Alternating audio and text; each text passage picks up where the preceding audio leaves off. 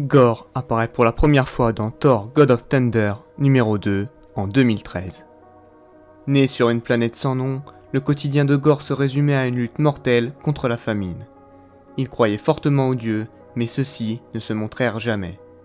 Sa mère mourut en le protégeant de monstres, et plusieurs années plus tard, il fonda une famille.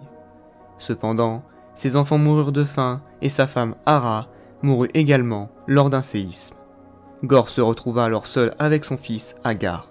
Hagar était sur le point de mourir de faim, ce qui poussa Gorr à le conduire vers une forêt afin qu'il ne soit plus affamé. Malheureusement, Hagar mourut en chemin et il laissa seul Gorr. Désespéré, il perdit alors espoir et devint convaincu que les dieux n'existaient pas. Il fut par la suite chassé de sa tribu et erra dans le désert en espérant trouver la mort.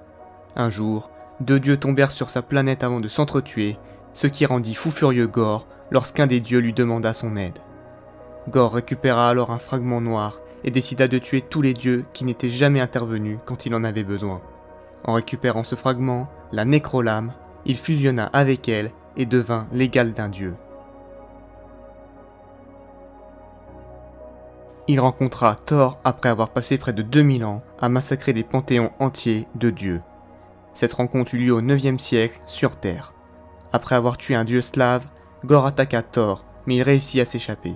Cependant, Gorr retrouvit la trace de Thor, le vaincu, et l'emprisonna puis le tortura dans une caverne pour obtenir des informations sur Asgard. Thor fut finalement libéré par des Vikings et il trancha le bras de Gorr, pensant l'avoir tué. Ce dernier survécut, devint de plus en plus puissant et continua son massacre de dieux. Il utilisa également l'énergie de la nécrolame pour créer des doubles de sa femme et de son fils. Thor découvrit finalement que Gorr n'était pas mort. Ce dernier tua les dieux temporels de la planète Kronux afin d'utiliser leur sang pour ouvrir un passage et atteindre un ancien dieu pour lui arracher le cœur.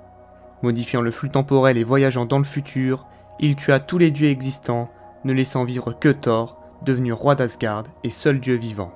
Ce Thor du futur fut rejoint par le Thor du présent, qui réussit à franchir le portail et donc arriver dans le futur. Le jeune Thor du 9e siècle quant à lui fut capturé par Gorr et devint son esclave, tout comme de nombreux dieux, et contraint de construire une bombe divine.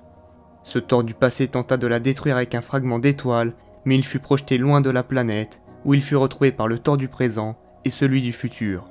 Le trio affronta alors Gorr, mais Gorr se montra trop puissant et ils échouèrent. Il les laissa pour morts et partit activer la bombe divine.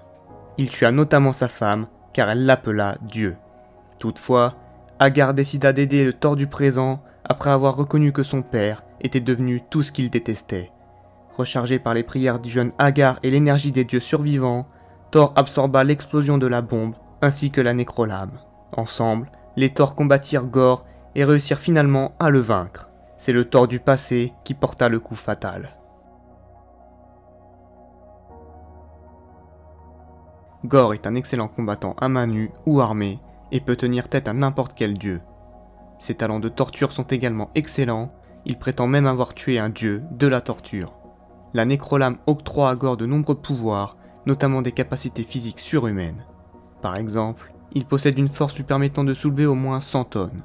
De plus, Gorr bénéficie d'une résistance, d'une endurance, d'une vitesse et de réflexes surhumains. Il peut vivre pendant plusieurs milliers d'années sans vieillir d'un seul jour. Il peut également se régénérer de blessures mortelles. La nécrolame lui permet de créer, contrôler et manipuler les ténèbres qui jaillissent de son corps. Il peut utiliser ces ténèbres pour se créer des ailes, des armes ou encore une armure. Cependant, cette arme dépend du sang des dieux que Gorr fait couler pour renouveler sa puissance. Plus Gorr tue de dieux avec la nécrolame, plus celle-ci est puissante.